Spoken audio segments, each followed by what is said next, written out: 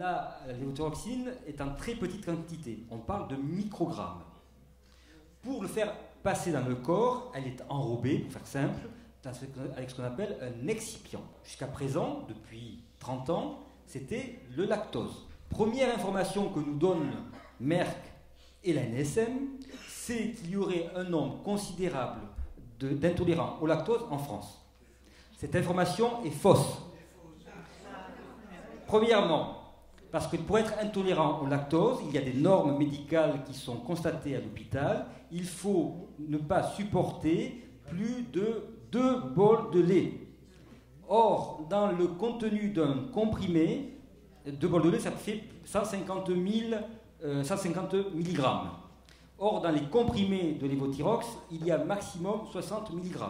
Donc, on ne peut pas atteindre, en prenant un cachet de lévothyrox, le seuil de déclenchement de l'intolérance au lactose.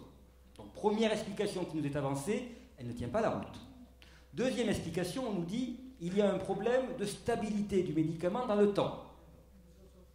Mais le problème, c'est que ce médicament, il a ce qu'on appelle, en anglais, pour faire joli, turnover ou un taux de rotation en français, qui est très rapide. Entre le moment où il sort de l'usine, le moment où il arrive chez le docteur Pichon, et le moment où vous le consommez, si ça dépasse une année, c'est le grand maximum. Et ce médicament est fait pour tenir au minimum 2 ans. Donc le problème de stabilité est encore une fois un faux problème. La réalité, elle est ailleurs. La réalité est économique. Non, c'est pas pour applaudir. 2 informations. Le brevet de Merck sur le lévothyrox arrive à échéance en 2019. Le nouveau brevet, la nouvelle formule, a fait l'objet d'un nouveau brevet qui, lui, arrivera à échéance en 2034. Première chose.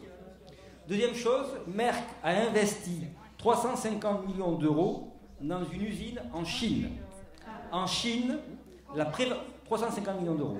La prévalence de l'intolérance au lactose est de 95% de la population. Donc ils ne peuvent pas fabriquer du lévothyrox avec du lactose. Et donc, ils ont choisi, c'est une étude qu'ils ont faite, de remplacer le lactose par le mannitol. Mais on a affaire à un acteur mondial qui a investi dans une usine qui va fabriquer du mannitol. Et donc, la question qu'on se pose, je n'accuse pas, je pose juste la question. Je veux savoir aujourd'hui d'où vient le mannitol que vous avez dans vos comprimés. Si ce mannitol vient de Chine, on doit nous le dire. Parce qu'on peut avoir des doutes sur la qualité d'un produit fabriqué hors de l'Union européenne. Et ça va faire l'objet, on y reviendra tout à l'heure, de procédures. Donc, et troisième information que je voudrais partager avec vous, tout à l'heure, on a beaucoup insisté sur le fait que c'est un déséquilibre hormonal parce que chaque fois qu'on change de fabricant ou de formule, ça entraîne un déséquilibre. Ça, c'est connu de manière médicale et scientifique, je dirais presque de toute éternité. Il y a de nombreuses études qui expliquent que le moindre changement d'un excipient, entraîne une difficulté d'absorption de la molécule. Parce que, par exemple, je ne sais pas si vous avez vu ça sur Internet, il y a un médecin qui a fait le test de dissoudre dans la même solution salée à 37 degrés un cachet d'ancienne formule et un cachet de nouvelle formule. Le cachet d'ancienne formule est dissous en 5 minutes, celui de la nouvelle formule se dissout en 15 minutes. Ce qui veut dire que dans l'absorption dans le corps, ça va être différent et ça peut ne pas avoir les mêmes effets parce que peut-être qu'entre le quart d'heure en question, vous allez prendre un petit déjeuner et des choses comme ça, ce qui va perturber le bon fonctionnement de la molécule active. Et ça, on refuse de le reconnaître. Autre élément important, l'ancienne formule avec du lactose est fabriquée en France. On continue à en fabriquer à Bourgoin-Jallieu. Pas pour nous. Non. Le médicament qui est fabriqué à l'usine Pathéon de Bourgoin-Jallieu est ce qu'on appelle dans le jargon des pharmaciens un façonnier.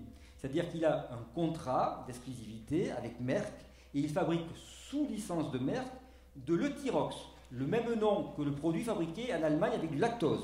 Simplement, on lui a enlevé le H et le Y parce qu'il est destiné au marché italien et c'est Euthyrox part pour l'Italie en exclusivité. Je ne sais pas si vous vous souvenez, en 2013, il y a eu une crise dans l'approvisionnement du lévothyrox.